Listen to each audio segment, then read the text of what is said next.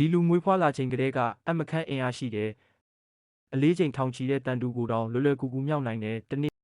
မှာဖျားသခင်သုံးလက်နက်တစ်လက်ဖန်တီးဖို့တန်အမိုက်ကိုထိုးခွဲလိုက်တယ်ဒါပေမဲ့လက်နက်အကြီးကဲကပြောတယ်အင်အားပဲရှိုံနဲ့မလုံလောက်ဘူးအတတ်ပညာလိုတယ်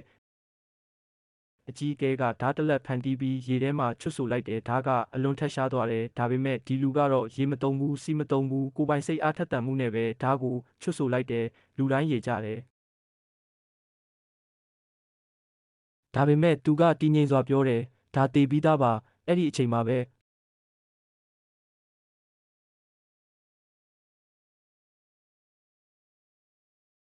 အသားတွေကွာကျသွားပြီးအယိုးတွေကလမ်းလျှောက်နေစေအတန်ထွက်နေစေလူတိုင်းတိတ်ဆိတ်သွားတယ်အဲ့ဒီအချိန်မှနားလည်သွားကြတယ်